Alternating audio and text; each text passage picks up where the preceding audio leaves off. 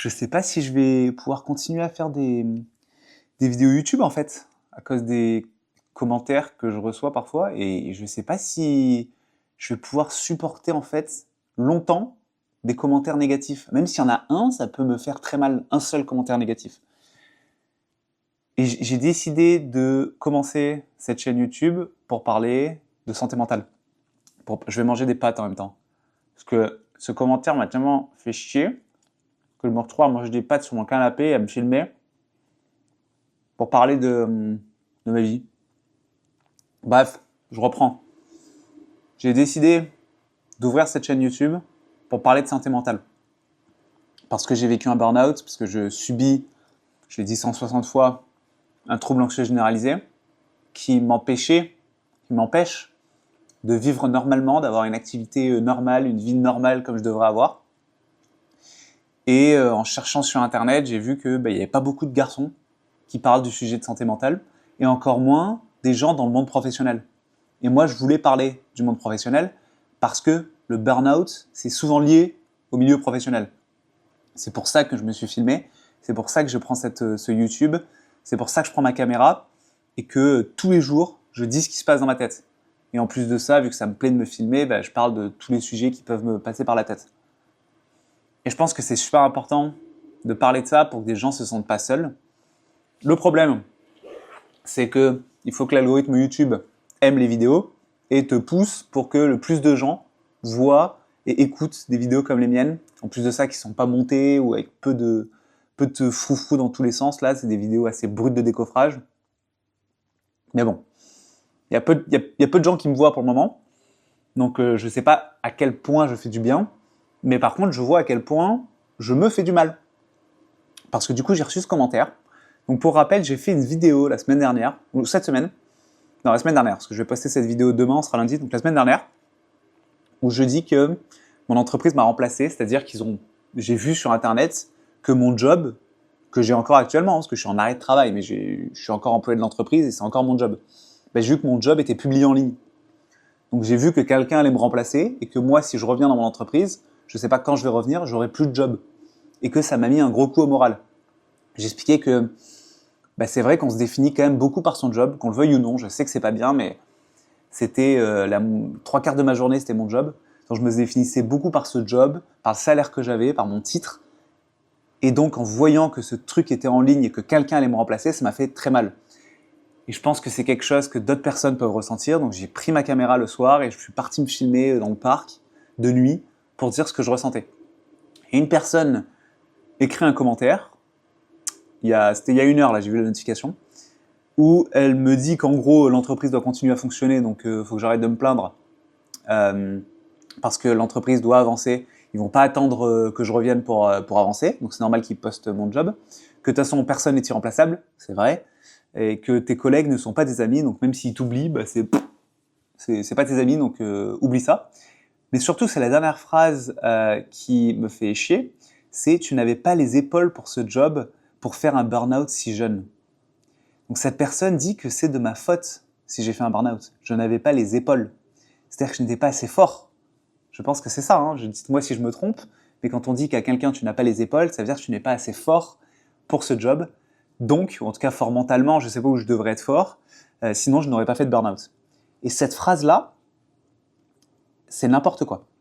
C'est n'importe quoi parce que premièrement, les gens qui font des burn-out, c'est pas forcément justement les gens qui ont pas les épaules ou qui sont pas assez forts mentalement. Les gens qui font des burn-out, c'est des gens qui ont une très grosse anxiété de la performance et donc qui vont travailler beaucoup plus que les autres et qui vont se mettre à fond pour être bons. Et pendant longtemps, c'est des gens qui vont pas s'arrêter, qui vont foncer.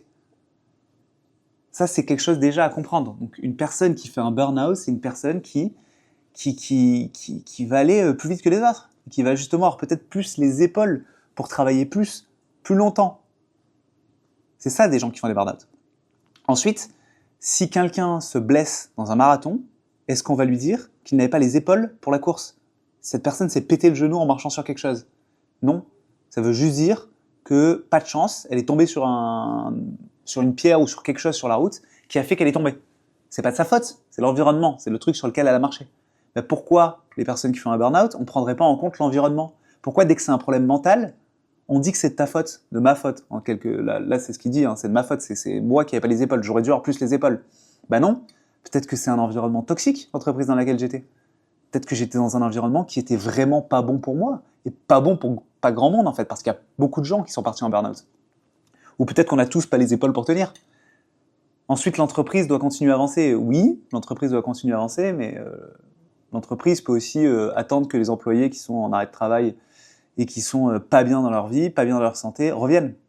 Après, on verra, peut-être qu'ils vont trouver un job, je sais pas. Hein. Je remange une pâte. Putain, et chaude, et normalement, depuis tout à l'heure, c'est pas... Oui, parce que c'est des pâtes froides. C'est pas bon. Je sais plus ce que je disais. Mais l'entreprise, oui, elle pourrait très bien m'atteindre. Après, je sais pas ce que l'entreprise va faire. Peut-être que quand je vais revenir, il y aura un job pour moi, mais j'ai vu beaucoup de gens se faire virer quand ils sont revenus dans l'entreprise. Donc, je ne sais pas si on va m'attendre. Je vais regarder encore le commentaire. Ça me rend fou, en fait. Ça me rend fou de lire ça. Ah oui, ensuite, un burn-out si jeune. Alors, je dis que c'est pas mon âge, mais je peux le dire, mon âge. J'ai 30 ans. Je vais avoir 31 ans cette année. Et en fait, il se trouve que les burn-out, c'est plus présent chez les jeunes. Alors là, il faut être double-check mes informations. Mais je pense que c'est plus présent chez les jeunes. Pourquoi ? J'en sais rien. Peut-être qu'on est plus sensible à ce sujet. Peut-être qu'on fait plus attention à notre santé physique et notre santé mentale. Peut-être qu'il y a plus de pression pour les jeunes qui ont des emplois à la base plus difficiles parce que c'est dans un emploi à la base de bas étage et ensuite on monte, mais on a des jobs un peu plus compliqués. Peut-être, j'en sais rien en fait. Je sais pas pourquoi les jeunes, c'est eux qui subissent le plus les burn-out. Je veux pas dire des conneries. Mais donc le fait que je sois jeune et que j'ai un burn-out, c'est pas étonnant en fait. Hein. C'est quelque chose qui semble plutôt normal qu'à la trentaine on a un burn-out. C'est quelque chose qui devient malheureusement normal. Ouais, c'est malheureux, mais c'est ça. Et j'ai des gens autour de moi qui sont jeunes et qui ont fait des burn-out. Et je pense qu'il y a plus de jeunes qui font des burn-out que des personnes plus âgées.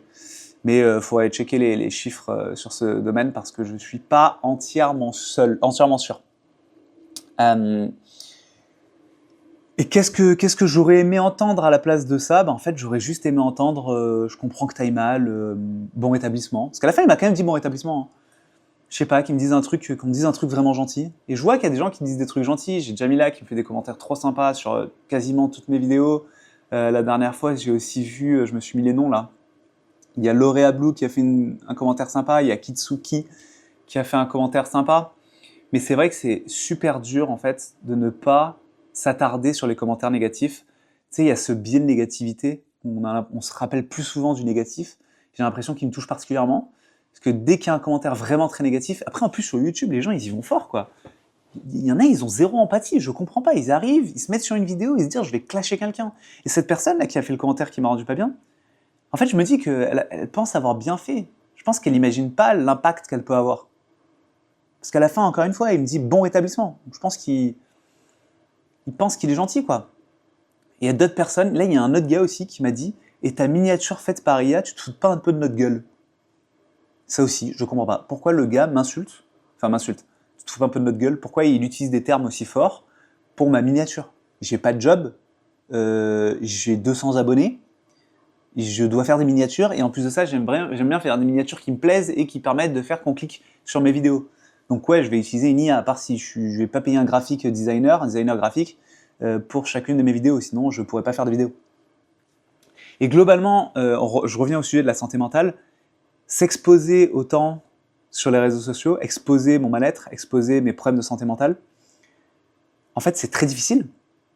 C'est très difficile et c'est pour ça que je pense qu'il y a plein de gens qui ne le font pas. Parce que recevoir des commentaires négatifs sur ce sujet, ça fait très mal, surtout pour une personne qui, en ce moment, est plus fragile émotionnellement. Donc en fait, il y a plein de gens qui doivent aller mal, mais qui ne peuvent pas en parler parce qu'ils n'ont pas envie de se retrouver avec des commentaires comme ça. Et ça fait chier.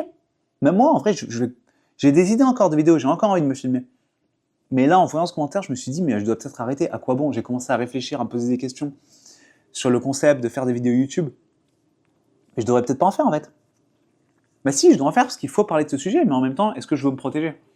Donc, tant que je vais à peu près bien en voyant ces commentaires, enfin, je vais pas bien sur le coup, mais après, j'arrive à relativiser, je vais continuer à faire des vidéos. Mais ça me fait réfléchir. Ça me fait me poser des questions. C'est pas la première fois, en plus, une fois, j'avais fait une vidéo aussi, je m'étais fait éclater par 3-4 commentaires sur la vidéo. J'ai du mal à comprendre, en fait, si on n'aime pas la vidéo, juste, si vous voulez, mettez un pouce vers le bas et allez voir autre chose, quoi. Ça m'arrive jamais, moi, d'attaquer les gens en fait en commentaire sur les réseaux sociaux. Jamais. C'est soit je dis du bien de la personne, parce que je veux lui apporter de l'amour, soit je dis rien. Mais je vais pas aller attaquer quelqu'un. Je trouve ça complètement dingue. Je trouve ça fou. Bref. Je vais boire un coup. Ça fait vraiment gars qui est dans sa chambre et qui bouffe des pâtes, des sodas. Bah, soda sans sucre, hein. Mais quand même.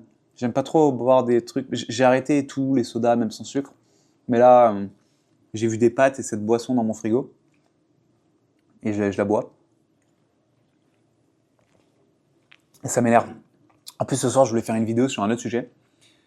Et bah, je l'ai pas faite. Je l'ai pas faite parce que ce truc, ça m'a gonflé. Et merde. Ouais, j'arrête de filmer, ça me gonfle. J'ai plus rien à dire. J'ai plus rien à dire. Si vous aimez mes vidéos, j'adore lire vos commentaires. Merci beaucoup. Merci de vous abonner, liker, commenter, ça fait extrêmement plaisir. Si vous n'aimez pas mes vidéos, soyez gentil, juste empathique. Je demande juste un peu d'empathie. Même si vous voulez mettre un commentaire négatif, en plus un commentaire négatif qui me permet de découvrir de nouvelles choses, qui me permet de critiquer mes pensées, qui me permet d'apprendre quelque chose, franchement j'adorerais. Là pour le coup c'est utile de mettre des commentaires négatifs. Mais mettre des commentaires qui attaquent directement une personne en disant qu'elle n'a pas les épaules ou quoi, ou que je me fous de la gueule de je sais pas qui, c'est beaucoup moins utile en fait, parce que ça fait juste du mal. Et si on pouvait un peu se faire du bien entre nous, ça serait cool. Ça serait vraiment bien. C'est ce que je me souhaite, et c'est ce que je souhaite à la population mondiale. Espérons que ça ne reste pas 20, comme on dit. Espérons que ça ne reste pas, comme on dit, espérons que les gens écoutent, et espérons que... Bref, je sais plus ce que je raconte. Au revoir, je vous dis ciao, bye. À demain pour une vidéo, j'espère. La vidéo que je voulais tourner aujourd'hui sur un sujet beaucoup plus intéressant que celui-là. J'espère que je pourrai le faire demain. Donc à demain. Ciao.